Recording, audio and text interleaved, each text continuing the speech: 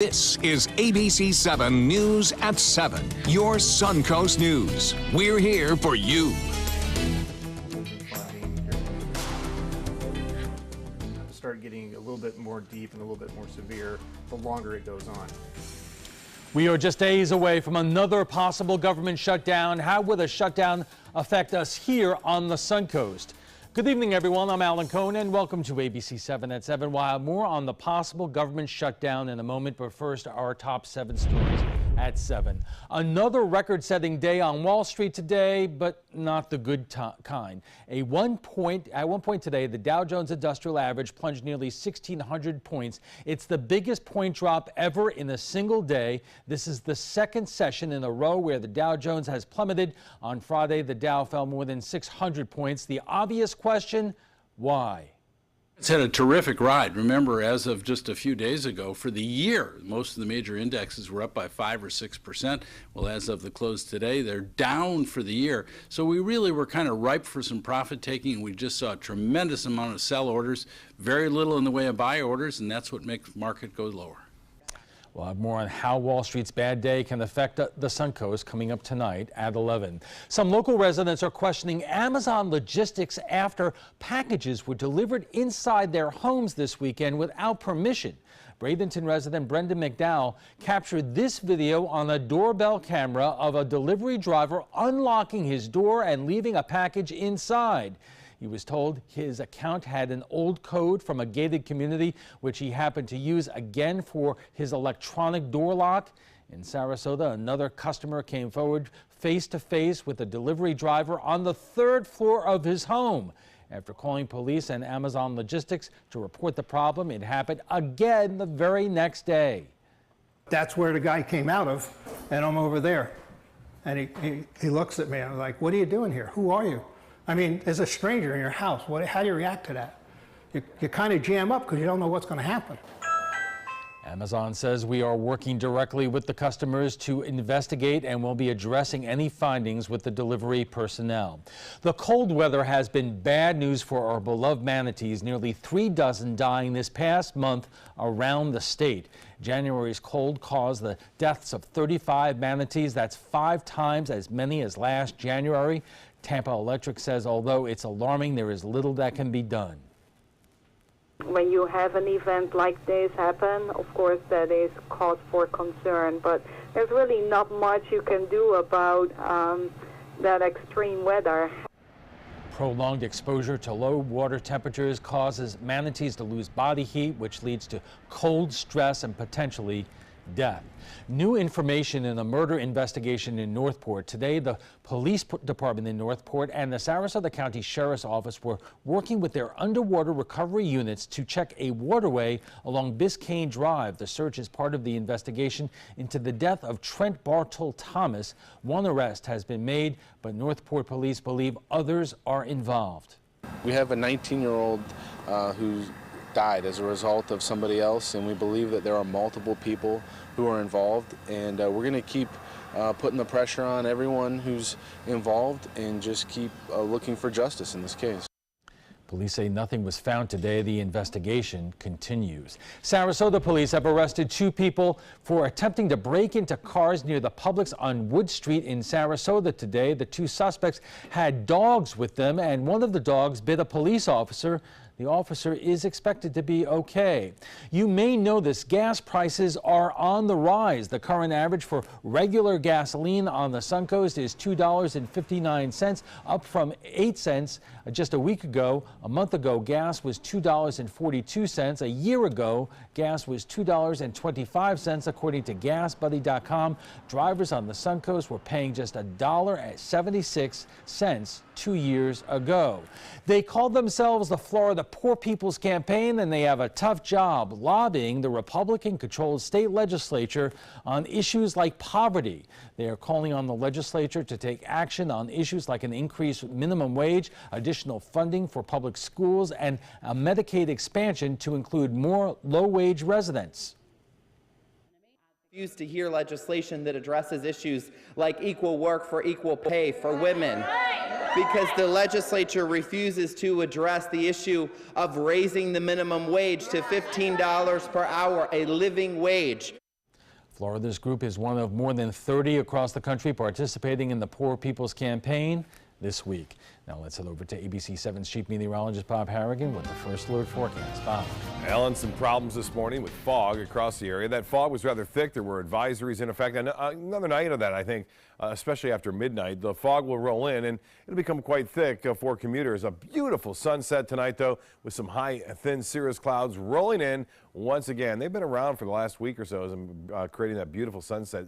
68 degrees right now. The dew point is at 57 and the humidity at 68%. That light east wind at 3 miles an hour in the clear skies for the most part will allow that fog to form once that temperature drops down close to the dew point, which happens mainly after midnight. And temperatures through this evening, though, 60 degrees up to 11 o'clock under generally fair skies, so no problems there.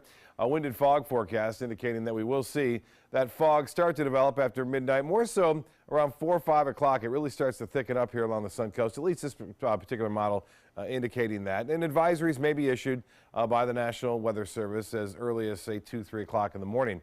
Now that fog should burn off like we saw today, or at least lift, and we'll see partly cloudy skies. Right now, that front and storm system that brought us the rain yesterday has since moved on, and high pressure continues to dominate our weather. Current temperatures around the state, well, it's 55 in Pensacola, 54 in Jacksonville. You head south, though, to Key West, it's 76 degrees there. And taking a look at the long-range forecast, it indicates that it looks like this could be it as far as extreme cold is concerned. Typically, Alan, it's mid-January, February that we start to see less of a chance of getting any kind of freeze problem here. So there's other good news. What's that? The Orioles spring training trucks and the Pirates spring training trucks should be pulling in just about any. Yeah, I guess the pictures from Norm, they're already here in some cases, and I showed a picture last week of the Oriole bird just kind of hanging out, waiting for it to start. All right, thanks a lot, Bob. And still to come, how will the government shutdown affect you, your family, and the rest of the Sun Coast?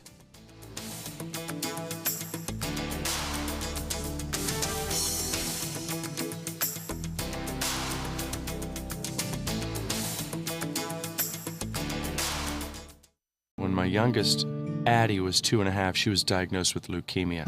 When we first heard that diagnosis, you feel extremely alone. Walking in that Light the Night light with 6,000 people carrying lights, white for survivors, red for supporters, gold in memory of those who have passed. It's the Leukemia and Lymphoma Society's hope that every year there are fewer gold lanterns. Your lantern will make a difference. Start a team, join a team. Help us light the night.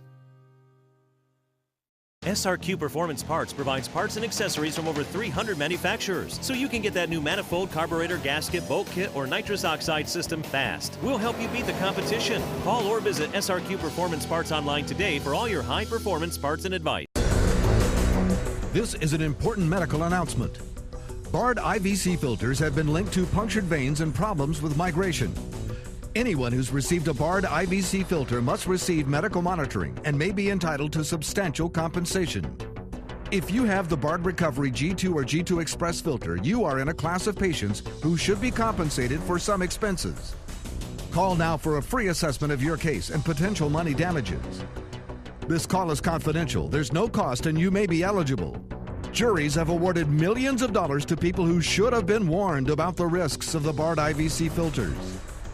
Call the IVC Filter Hotline if you or a loved one has received an IVC filter and experienced a vein puncture or required medical monitoring. You must call now. Call 800-329-3089. 800-329-3089.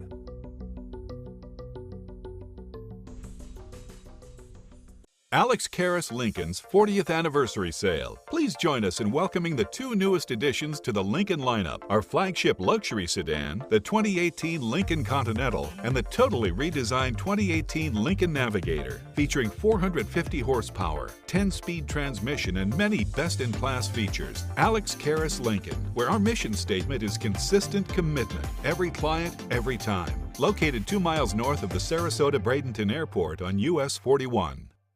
Soldiers in the Army National Guard live up to a set of time-honored principles. I will always place the mission first. I will never accept defeat. I will never quit. I will never leave a fallen comrade. Learn more at nationalguard.com. Keep up with the Sun Coast. Watch your favorite ABC7 shows on your streaming device.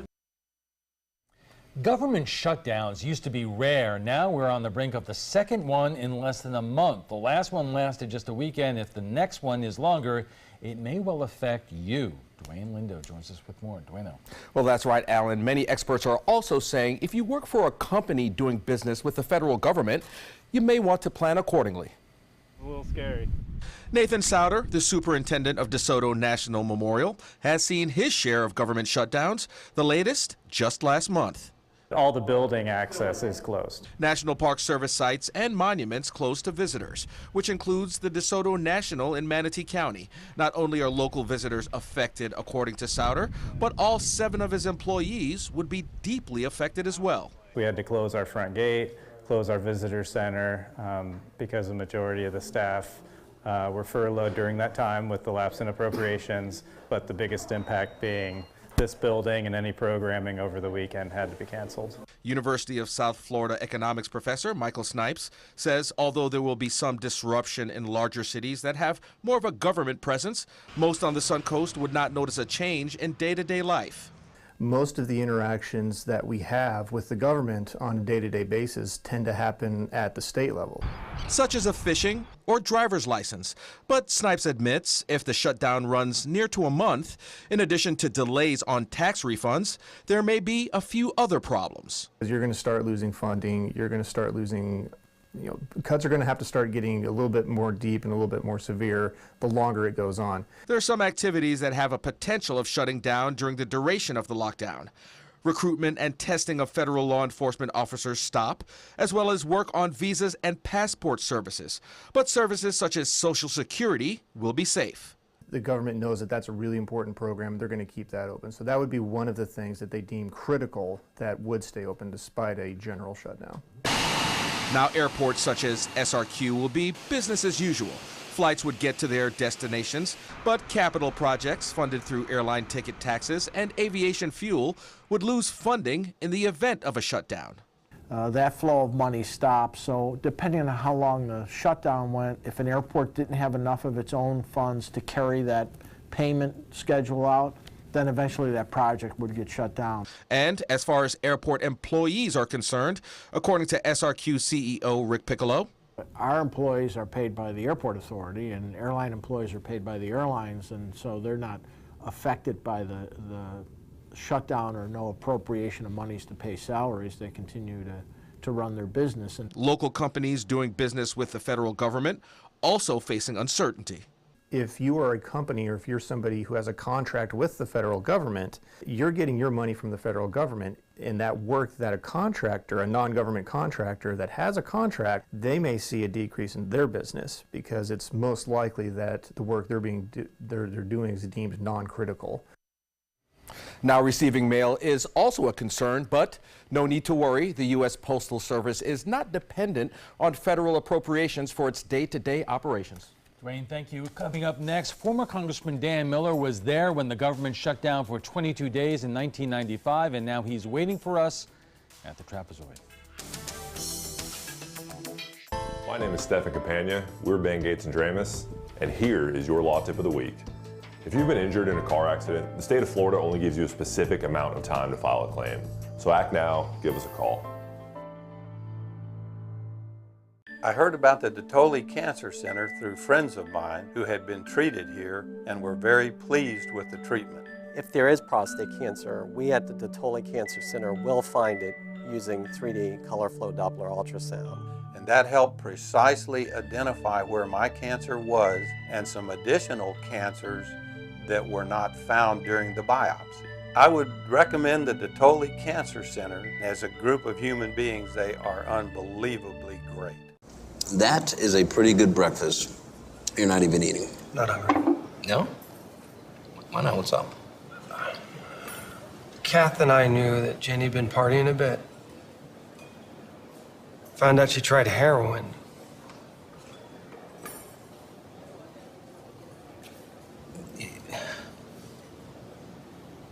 Most people don't know what to say about drugs, but we do. Visit us at drugfree.org. Here we go. We're gonna go out there in the rain. You're gonna get wet. All right, here we go.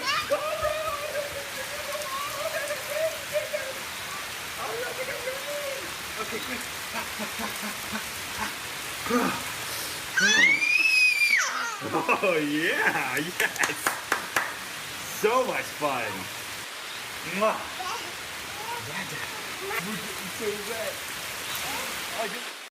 Hi, I'm Janelle Hale, founder and CEO of the National Breast Cancer Foundation.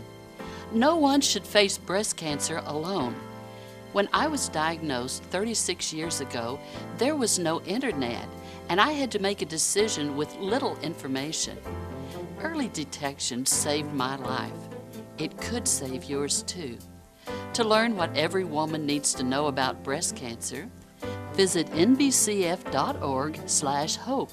Get all the local information you need before you leave home in the morning. Watch Good Morning Suncoast weekdays on ABC7 to get breaking news, plus first alert weather and traffic focused on where you live. ABC7, we're here for you. Welcome back. It used to happen every few years. Now it seems it's happening every few weeks. A possible government shutdown. In 2013, there was a 16-day shutdown when the Republican Congress tried to force an Obamacare repeal on Obama. Now Republicans controlled the Congress and the White House. Still, the government shut down last month for about a weekend. And the GOP leaders are now scrambling to avoid another one this week. And joining us for more is former Republican Congressman Dan Miller and our own consumer watchdog, Jerry Zivick, to talk about how it might affect you. And Congressman, welcome to the Trapezoid. It is an honor to have you here. Thank you. You were in Congress back in 93 or 96 when there was a government shutdown under President Clinton, correct? Right, in 95, 96. It was a fight over the budget, actually, the balance in the budget, and it was the first year Republicans took control of Congress in 40 years, matter of fact, in 95. And what is unusual now is that back then, the Republicans controlled the Congress, but you had the Democrat president. Same thing a couple of years ago when you had President Obama against a Republican Congress. How unusual or strange is it to you that we're dealing with government shutdowns now when Republicans control both the Congress and the White House? Very strange. Now, part of the issue is the 60-vote filibuster issue in the Senate, and the Republicans certainly don't have that. They only have 51 senators. But the bigger part is the challenge of the total budget, and they can't agree on that. There's a very conservative wing in the Republican Party called the Freedom Caucus in the House that is really creating a lot of the problems within the Republican Party. And if you could elaborate on that a little bit, does that make it more difficult for Speaker Ryan and more moderate Republicans to try to at least negotiate a compromise with Democrats in the House? Well, it's a fairly conservative Congress, and Speaker Ryan is certainly a conservative, but you have 240 Republicans in the House, and you need 218 votes to pass something. There's 30, 35 members in this super conservative. This is the Tea Party crowd that got elected in 2010. And they just are, very difficult to deal with. And so if they say no, and you have 205 Republicans want something, they still don't have 218 votes. And the Democratic Party has moved so far to the left, there's no moderates left to kind of negotiate with. It's either all conservative Republicans or all liberal Democrats. It's a very difficult situation. Jerry, when the government was shut down last month, it was really only the course of the weekend, and not much was affected that was apparent to the public. But when you look at what can be affected that will have a real impact on the lives of our viewers, what might that be? Well, we've been impacted. Everybody thinks we haven't been impacted. What about the cost of preparing for these shutdowns? Any business that has to be shut down, it takes 2 weeks to prepare an orderly shutdown. So you have to prepare for that 2 weeks so people aren't being productive during that period of time. Things aren't getting done.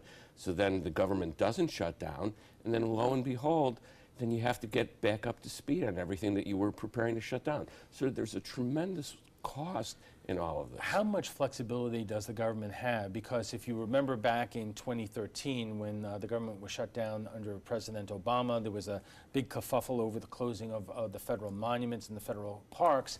But this time around, the president and the administration said, no, don't worry about that. So it's a false closing because there's a whole list of what's going to be open, what's going to be closed. Almost everything is open in some way, shape, or form. So people that are going to a monument and have planned a vacation, in theory, they'll be okay because Congress doesn't want to upset anybody by closing the government. So it's a false closing. The people that are really being hurt, though, are the military. So they're out there fighting our wars. Ultimately, they're going to get paid, but they're giving script. So they've got a wife or somebody they're supporting, or a husband, it could be, somebody they're supporting back home, and they need to pay the rent. So that landlord can't accept U.S. government script.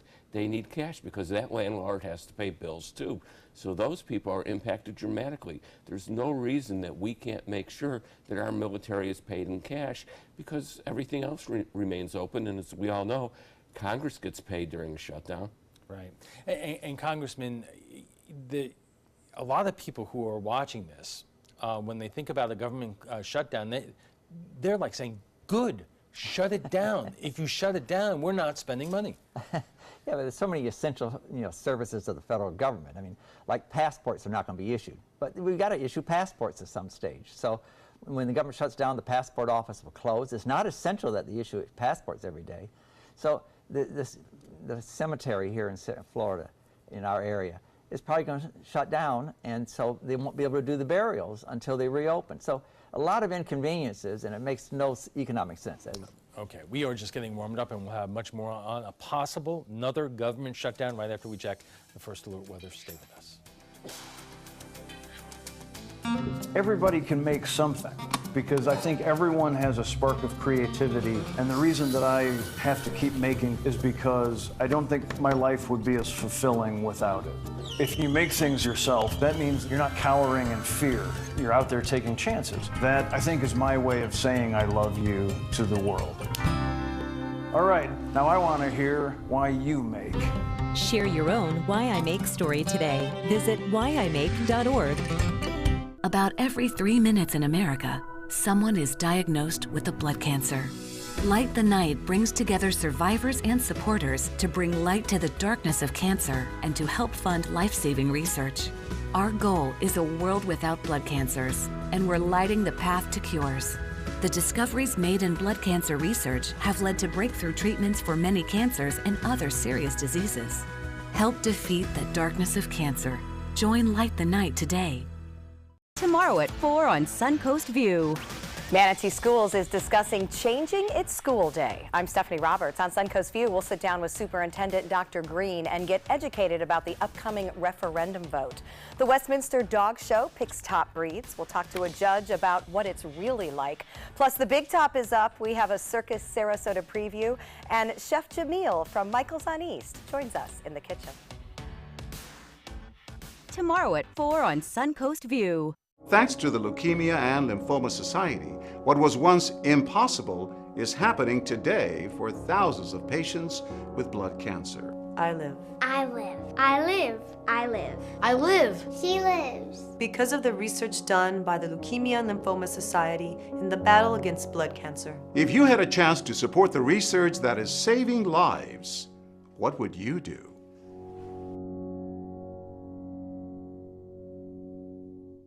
You know, fortunately, this was my first job out of college, so I was able to come back home and work in my hometown. I wore two hats. I was sports director and I was a news anchor. I did that for a few years and then decided to go full-time into news. Well, I love our team here at ABC7. We have a great mix, and it really is a great mix of personalities, of experience that meshes really well into a really strong team. I'm Scott Dennis, and I'm here for you. Now your ABC7 First Alert weather forecast with Chief Meteorologist Bob Harrigan. Well, let me go back to that picture. I'm sorry I hit the button there a little bit too quickly, but beautiful night out tonight. We had a nice, gorgeous sunset, and there's one, Kathy, sending this one out of the Eagles, soaring Eagles right there. Appreciate those photos. We'll send another one here, and we'll show that here in the next weather segment out at Ringling tonight. Seeing a beautiful, gorgeous sunset. Casey Key webcam also showing rather calm seas. Now, we had the fog around this morning. That was the biggest downside to our weather. Fog in the morning, burning off, lifting by midday, and then lots of sunshine out there. There's that gorgeous sunset, too, that occurred just a short period of time ago. Weather headlines read like this: more fog tonight, and it will stay warm through the work week. We'll see warm temperatures. Now, there is a cold front expected to head our way. It looks like it'll be here late Sunday night and Monday morning. So it seems like 3 Sundays in a row we'll have a chance for some showers later in the day, and that appears to be this weekend as well. There may be an isolated shower or two Saturday afternoon and evening just due to the heat. We're going to see temperatures warming and soaring into the 80s, it looks like, in some places tomorrow. Now, we have this east to southeasterly wind flow around that area of high pressure. That's going to become more southeasterly in time, and that will warm things up and also bring that humidity back up. So the temperature right now is 68 degrees. We have fair skies and the dew point 57. Winds are light out of the east at 3, and the pressure 3810, that continues to rise. The high today was 77. The low this morning was 62. Temperatures all pretty much in the 60s to mid 60s near the beaches. Holmes Beach at 64. It's 65 now at Longboat Key, Whitney Beach, pretty much the same.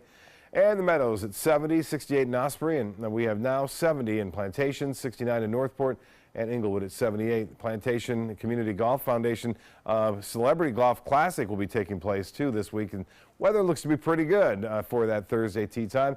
Temperatures in the upper 70s we're expecting tomorrow with partly cloudy skies throughout the day. Now, that fog will be rather thick in the morning, but it should burn off, say, around 9, 10 o'clock in the morning, so it should be just partly cloudy after that. That high pressure kind of remains here in place as the first front approaches on into late Tuesday and Wednesday, but it falls apart for the most part.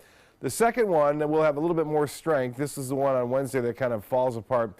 The one, though, that will move through late Sunday and Monday has a little bit more to it, and I think it will bring a little bit better chance for some showers reaching all the way down here.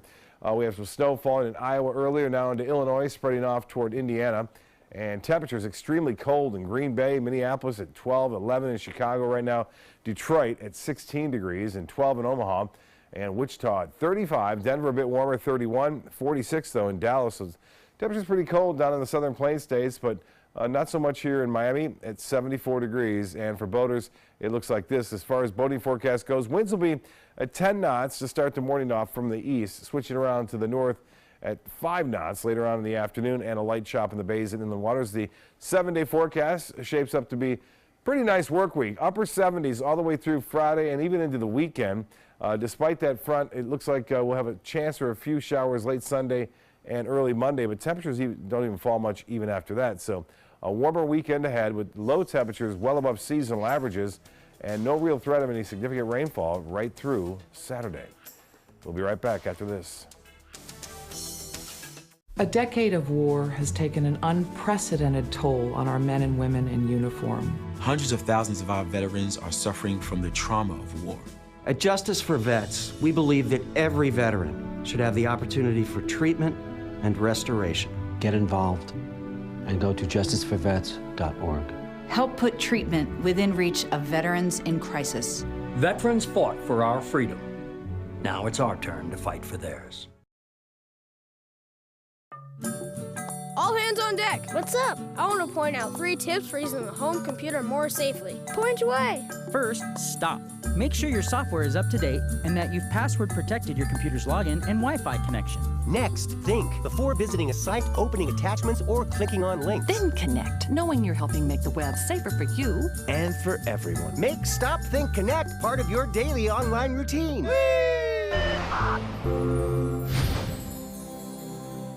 I'm Anne. I'm a scientist. Recycling takes a team. Why don't you let me and me help you out? Everyone plays a part. Don't trash I love taking stuff apart and building new things out of it. what could be treasure. Pal's my most advanced android. This is awesome. You haven't seen anything yet. Give your cardboard box another life. Recycle. We are problem solvers striving for answers. Relevancy on every platform. We are driven to create content that's compelling, engaging, where it matters. We are neighbors that care about solutions, believers in making a difference, leaders, innovating in an exciting era of multimedia, reaching to always be the gold standard in our evolving landscape. We are Raycom Media. Find your opportunity today. WWSB ABC7 is an equal opportunity employer, and we're looking for qualified people to join our dynamic team. For a list of current openings and to apply online, visit www.mysuncoast.com/contact/employment. If you're a motivated team player and you want a rewarding career in a fun, fast-paced working environment, WWSB ABC7 could be the perfect fit for you. Check out our list of openings now. Welcome back. We're talking about another possible government shutdown this week, and joining us for more is former Republican Congressman Dan Miller and our own consumer watchdog Jerry Zivick to talk about how it might affect you. So, Congressman, take me back to when the government shut down while you were in Congress. You were going to the White House trying to negotiate a deal with the Clinton administration. What was that like? How was it different than when the government was open and fully staffed? Well, all non-essential employees have to stay home. You cannot even voluntarily go to work. And so like the White House, the Secret Service will still guard the president, still guard the White House, but the West Wing will have minimal staff. There'll be no visitors or no social occasions taking place. What the White House used back in '95 and '96 was using a lot of interns because they don't get paid and they could come in, and that's when the most famous intern in history was present there. But the when the Obama shutdown took place, they stopped using interns because of that particular scandal that developed. I wonder what will happen now in this White House and concerned about whatever. But how much pressure does that put on both sides the longer it goes on to strike some kind of deal? A lot of people that are hurt are small business people. And I remember back then, the shutdown was in December and January. And so the small operators outside of Yellowstone Park, that have a jet ski operation or something, not jet ski, snow ski type operation, they had no business because the park was closed down. And then the people that do the janitorial service in an office building, they're not federal employees, they don't get a job and work. So a lot of small business people were hurt. In addition to the symbolic closing of the Smithsonian Institution and such. So. Right. And Jerry, we talked about military pay, we talked about parks and so forth, but what else would be affected? And I'm thinking right now, are Social Security checks and government checks affected by this? Well, the government says no, but I think if it would actually go on for a long period of time, more than a few days, I think ultimately there's going to be a problem. Who's going to make all of these new calculations for anybody that's new on the rolls, or if anybody has a change in the process? But look at Social Security. If you look at people that have applied for Social Security disability, they wait over 2 years to get a hearing. And in theory, they're going to have a hearing, but with non-essential personnel, I don't know how that's going to be processed once it's in place. So it's not really true. It's also tax season. How is that affected? I think we can all agree the IRS can shut down for a while, but no, I don't think anybody would complain. But if the IRS doesn't even offer a place to call to get But I mean, if you're anymore. filing your returns and expecting a refund on a fairly short order, well, then it's not going to happen. It's going to just sit there and not be processed. Right. And Congressman, I guess you explained the dynamics of how Congress is different now than it used to be. How does this get resolved in terms of if the real impediment, at least in the Senate, is the 60-vote threshold that a Republican Senate still needs Democratic votes in order to make this this budget resolution go through and keep funding the government. If you don't reach some kind of accord in the middle on DACA or whatever the other issues are. Well, I think we're going to see the filibuster go away for appropriation. This is an appropriation bill issue. And there's also the challenge later on this month of the debt ceiling increase, too. So they've already done away with the filibuster for government appointees, presidential appointees, and federal judges. That's been taken care of. So the next step is for these must-pass legislation. There's only very little that must pass every year in Congress. Appropriation bills must pass. And so I think they'll do away with the filibuster on that. And they may do away with it here in the next month or so. Is that a good thing? I think for essential pass legislation, I think it is, yeah. I think the challenge we have now, there are no moderates left in Congress. We have a very conservative Republican Party and a very liberal Democratic Party, and there's nobody in the middle. When I was there in the 90s, there was a large group of moderates. There were Blue Dog Democrats, and they called it the Tuesday Lunch Bunch Republicans that were moderate. And these were Republicans from Connecticut and Massachusetts and New York, and then you had the Southern Conservative Democrats still there. They're all gone. They all got wiped out in these wave elections, and so now you just have a real conservative party and a real liberal party, and then it's the extremes of both parties driving the agenda.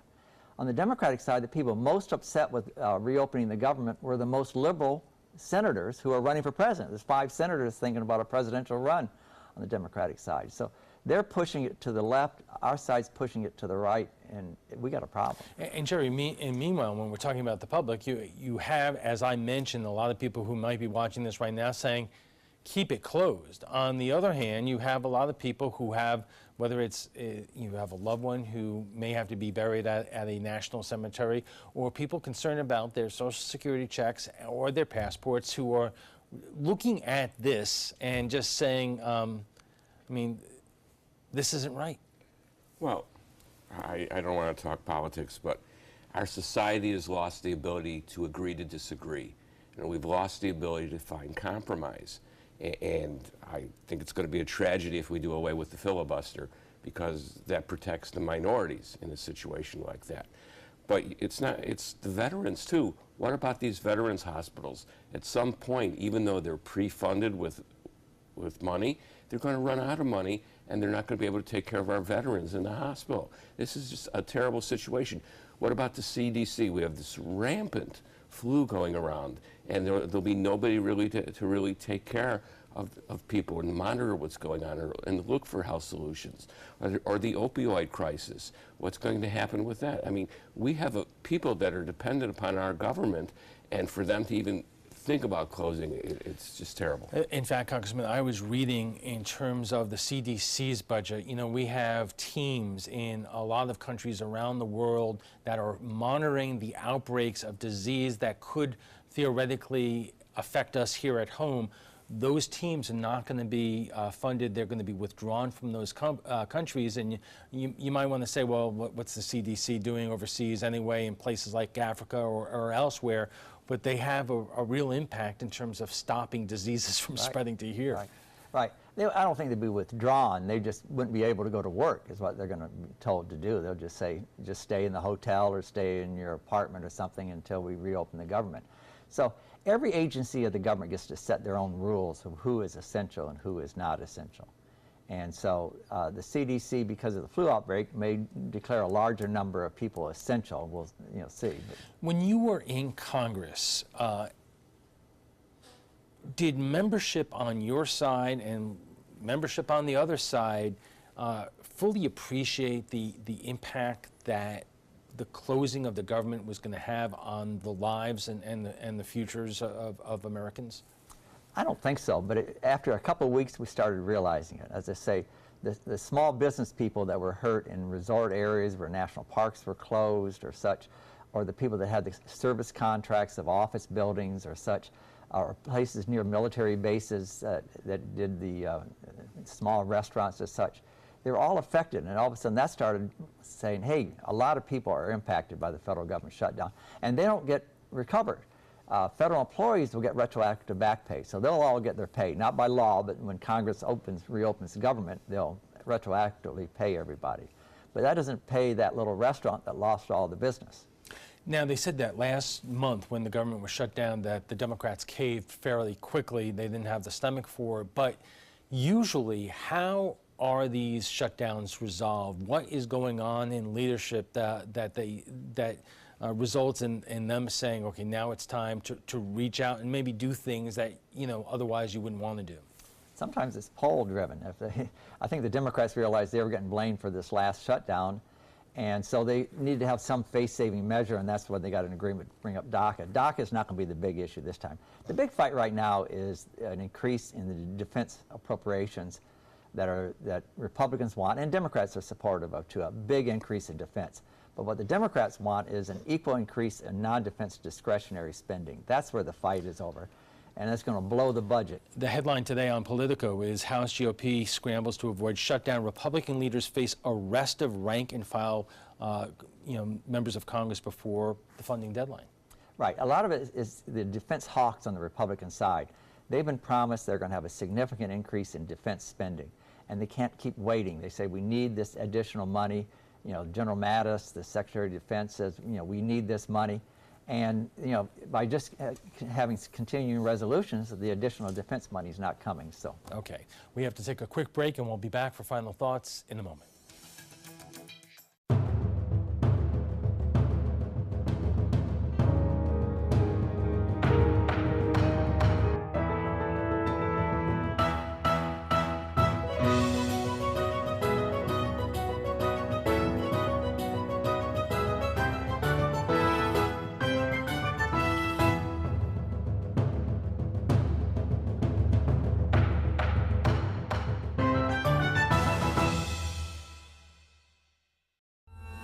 I owed the IRS $10,000. I owed the IRS $20,000. The IRS garnished my wages. They put a lien on my house. The IRS is the most powerful collection agency in the world. They do not give up until you pay. I couldn't sleep. We were being audited. I called Tax Solutions Now, and a great big weight was lifted off my shoulders. I called Tax Solutions Now, and they got the IRS off my back. Tax Solutions Now had my wage garnishment lifted in 48 hours. Tax Solutions Now can get you help. Our agents know the rules, can stop the pain, and get you the best deal. We saved our home and overcame the most powerful collection agency in the world. We connect you with a team of former IRS agents and tax professionals who get the IRS off your back. Time is running out. Call Tax Solutions now. Call 1-800-565-7740. That's 1-800-565-7740. What to expect when you're expecting a teenager. Today we're talking about how to wake up your teen, and this works literally every time.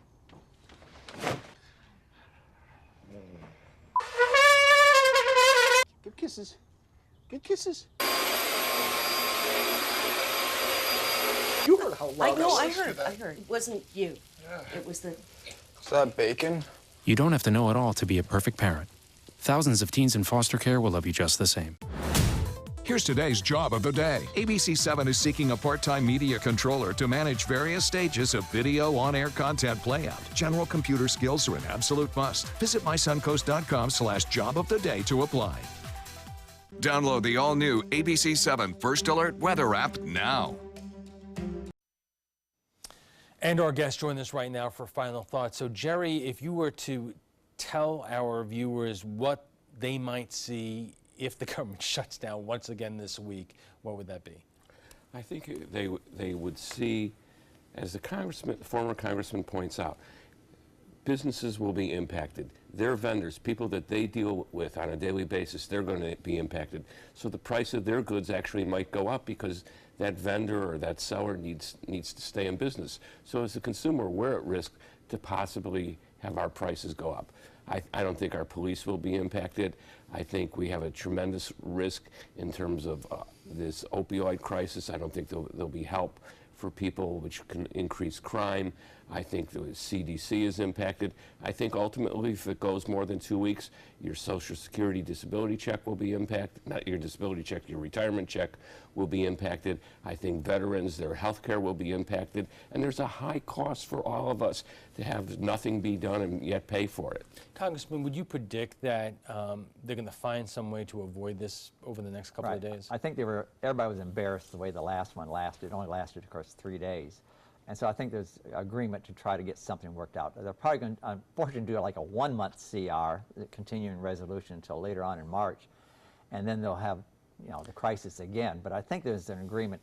The big fight is over more discretionary spending. It's not the DACA issue. Well, let me ask you this question. You know, I'm old enough to remember the day that once, a cycle, the president delivered a budget of the United States, and it would go to Congress, and you would have something called hearings on it and appropriation bills. How did we get so far away from that? The whole budget process has fallen apart in Washington, and they haven't been able to do a budget for years. I served on the Appropriations Committee and the Budget Committee, so I was close to it. And appropriations does oversight work, and they're not doing the oversight work because they can't even agree on numbers. And so the problem is getting a basic agreement on numbers, and it's unfortunate with one party in total control, they can't even govern. Okay, we'll have to leave it there, gentlemen. Thank you very much. Before we go, we want to share with you what some of you had to say about Friday's show On the Week in Washington. President Trump gave the order to release the now declassified memo written by Republicans on the House Intelligence Committee. The president claims there is evidence the Department of Justice and the FBI relied on politically biased sources to obtain court orders to do surveillance on Trump campaign staffers. We went to Facebook to hear what you thought. Sam says, sounds like it's time for a special prosecutor to investigate and prosecute corruption in both the FBI and the DOJ. Kevin says, from the party who claims to honor and stand up for law enforcement to jumping off the deep end for Trump so he doesn't get sent to prison. And Diana says, ridiculous. This whole fiasco was a total waste of time. Both parties need to start doing their jobs instead of acting like children. Well, if you'd like to join the conversation on tonight's topic, just visit our Facebook page at facebook.com/mysuncoast.com.abc7. FYI, you can watch past discussions on demand. They're available on Apple TV, Amazon Fire, and Roku. And for the latest on local breaking news, don't forget to download the updated version of our app. If your current app doesn't work, it's expired. Just go to the App Store and re-download it by searching for WWSB or My Suncoast. We want to thank both our guests for being here tonight, former Republican Congressman Dan Miller and our consumer watchdog Jerry Zivick for joining us tonight. When we return, we'll have a final look at your first alert weather. Plus, what impact does the now declassified memo have on the Russia investigation? Stay with us. Hi, I'm Chef Bob. Watch Aprons in the Kitchen every Wednesday morning on ABC7, where we'll be serving up the most awesome dishes. Then stop by your neighborhood Publix, pick up the recipe card and all the ingredients. So I kind of grew up all across the country. I come from 5 generations of military men. My dad is still active duty. My grandpa is retired Marines. I like going for runs with my dog. I love, taking her out to the dog beach over in Venice. There are so many things here to do on the Suncoast. My goal every day when I come into work at ABC7 is to tell your stories, give you that major local news and those details that you really care about. I'm Jacqueline Matter, and I'm here for you. There was this big bruise on my friend's face. I didn't want to see it. I didn't want to think her own nephew could have hit her. I didn't want to see it. My mother's bank account was emptied, and a caregiver had taken control of it. I didn't want to see it. My father's refrigerator, there was hardly anything in it. That's unusual for him. It's tough to see that a senior citizen is being abused, physically, emotionally, sexually, or financially. Elder abuse is a crime. So see the signs. Stop the crimes. I witnessed him have 2 heart attacks in ICU. He went through seizures. We'd much rather have Aaron like this than dead. A lot of parents don't have that luxury. He can't talk. He can't walk.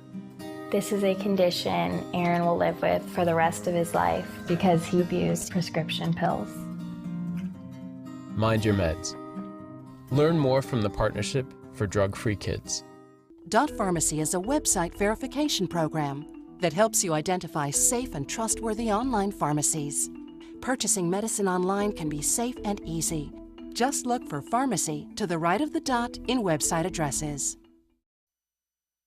Now your ABC7 First Alert Weather Forecast with Chief Meteorologist Bob Harrigan. Well, I get a look at the nice sunset tonight. Casey Key, rather calm seas running around 2 feet or less. And looks like the only downside for boating will be that fog in the morning, and looks as though it could be rather thick, especially just around sunrise tomorrow. We have the high clouds around, which provided a gorgeous sunset tonight. And once again, high pressure is dominating our weather over the southeast United States. And it looks like this high pressure ridge will only get stronger, and it will actually shift off a little bit to the east and then eventually park itself just to the east of the Bahamas. That'll give us an east to southeasterly wind, which will really warm us up this week. We'll see high temperatures right around 80 degrees, I think, in most areas east of the interstate, and into the mid-70s near the area beaches. Now, it looks as though our current conditions, we have fair skies, and fog is a real possibility tonight due to the fact that we have calm conditions out there for the most part, and clear skies with light winds and Temperatures dropping down to that dew point. We'll get that fog forming. No threat of any rain tomorrow. Just a mixture of sun and clouds. Once that fog burns off and kind of lifts, we'll see that intermix, and we'll have partly cloudy conditions throughout midday. High temperatures in the upper 70s and some low 80s well east of the interstate. A little Clipper system moving down now through Illinois and Indiana and parts of Ohio tonight, bringing a little burst of snowfall there, stretching off to the east, and then behind it, some extremely cold temperatures. Now, with an active subtropical jet stream, sometimes we look downwind here to see if there's going to be any kind of a disturbance heading our way. Doesn't appear to be anything like that, so our rain chances will stay for the most part 10% or less throughout most of this work week. Then it goes up a little bit as we approach the weekend. Well, here's the European forecast model suggesting on this front we'll get some rainfall with that system now moving through the Midwest, and then that front falls apart. It depicts a few isolated showers around Thursday, but that rain chance, again, are only at around 20%. And as we move through over the weekend, you'll see another cold front starting to gather here and a storm system starting to play out. It will bring some snow as far south as, looks like Arkansas and into Missouri over the weekend. And you can see some freezing rain right there near Memphis. And then here comes the front. Sunday evening, there'll be a few inland showers. That'll do mainly due to the heating of the day with temperatures there into the low 80s. But the front itself gets close to us on late Sunday night and Monday morning, bringing with it a chance for a few showers. Not much, and the temperatures behind the system will not be dropping all that much as a result of, it looks like winds switching around more to a west direction really quick. East winds for boaters tomorrow. It switches to the north. It starts off at 10 knots and subsides to 5. So pretty good boating weather despite the fog. We'll get rid of the fog. Will be really quite nice out there. Water temperature 63 degrees. The UV index tomorrow will be a 7 once that fog lifts. And beaches will see a high of 74 degrees. Well, here's the 7-day forecast as we see it. Upper 70s right through the next 7 days with a slight chance for a shower on Thursday. I mentioned that front kind of fades away, and then a better chance for some showers come late Sunday and into early Monday. But notice temperatures do not drop all that much. We'll still stay with highs into the upper 70s on both those days. So a pretty warm weekend and a warm week ahead as we move through time. Alan will be back with primetime headlines right after this. Stick around. Meet Blue. Blue's not feeling well. The prescription? Generic medication. Blue wonders, do they really work as well as name brands? Yes, generics and name brand medications do work the same. Even though they may look different, generics have the same key ingredients. FDA approval is equally rigorous for generics to make sure they're as safe and effective as name brands. And Blue even saves some green, making him a little less, well, blue. Talk to your doctor about generics and visit fda.gov/generic drugs. Northland Outdoors is about so much more than the biggest fish or the hottest hunting spots. All across the Northland, there are amazing people with incredible stories to tell. We're going to find those stories and share them with everyone. Join us each and every week as we explore the Northland and experience some of the most exciting outdoor adventures in the country right here in our own backyard. This is Northland Outdoors. My name is Stephen Jaffe. The law firm's name is Farmer Jaffe. One of the beautiful things about Julius is he's always smiling, and it becomes infectious. The fact that Julius has a disability has absolutely nothing to do with the quality of work that he's done. Just a great person you want on your staff. Hi, this is Dan Marino. When your business recruits people with disabilities, everybody wins. To find out how, go to disabilitieswork.employflorida.com. Growing up, my mom was afraid of the water, something she did not want me to feel. So I enrolled Missy in swim lessons. It changed my life. Missy Franklin. And now you can do the same for someone that you love. There's nothing more precious than your child's well-being. So act now, before it's too late. Make us swim! I'm glad I did. Thanks, Mom. Visit usaswimmingfoundation.org to find, get, or give a swim lesson. Many websites selling medication may look professional and legitimate, but the vast majority of sites selling prescription drugs are doing so illegally. Criminals use websites to sell counterfeit medications that may contain life-threatening toxins. Dot Pharmacy is a website verification program that helps you identify safe and trustworthy online pharmacies. Purchasing medicine online can be safe and easy. Just look for pharmacy to the right of the dot in website addresses. Checking primetime headlines, Washington is bracing for another battle over memos this week, while President Trump is touting the Republican memo released this week that alleges bias by the FBI. Democrats say they have a memo of their own, and they're ready to release it. ABC's Tara Palmieri has more. President Trump took off for Ohio to tout his tax plan. But first, he praised the man behind the Republican memo, House Intel Chairman Devin Nunes, tweeting that he's, quote, a man of tremendous courage and grit. That was after slamming Nunes' Democratic counterpart Adam Schiff, who criticized the GOP committee chair and the White House for releasing a memo that alleges bias in the Russia probe. President Trump tweeted this morning, quote, little Adam Schiff, who is desperate to run for higher office, is one of the biggest liars and leakers in Washington. Nunes was a chief proponent of the memo. It claims that the FBI obtained a warrant to spy on Trump's former campaign aide, Carter Page, based solely on a dossier funded by the Clinton campaign. But Schiff has a memo of his own that he wants released. He fired back at the president this morning, tweeting, instead of tweeting false smears, the American people would appreciate it if you turned off the TV and helped solve the funding crisis, protected dreamers, or really anything else. President Trump said he would consider releasing the Democratic memo, but only after the White House reviews it. The committee is scheduled to vote today on whether to release the Democrats' memo. It's a 10-page document that they say corrects flaws in the Republican memo and offers context. Tara Palmieri, ABC News, Washington. A Michigan judge sentenced serial sexual predator Larry Nassar to 40 to 125 years in prison for 3 counts of criminal sexual conduct. Hundreds of women came forward with details of how the former USA Gymnastics and Michigan State University team doctor abused them. Nassar apologized to the court as part of his sentencing hearing. The judge, citing Nassar's earlier claims of no wrongdoing, says she wasn't convinced he was truly understand the devastating impact of his crimes. Today's sentence was the third in as many months for Nassar. The 54-year-old is expected to spend the rest of his life in prison. Eagle fans hit the streets of Philadelphia in a frenzy after their team won their first ever Super Bowl when they beat the New England Patriots last night in a shootout 41-33. There were a few isolated acts of vandalism overnight. Fans took down several light poles around the city, injuring a few people. According to the mayor's office, and the windows were smashed out of some buildings, with at least one report of looting at a gas station. Some fans even flipped over a car. The mayor's office says Philadelphia police arrested at least 3 people earlier today in connection with the disturbances. And that's all the time we have for this evening. I'm Alan Cohen. Thanks for joining us, and have a great night.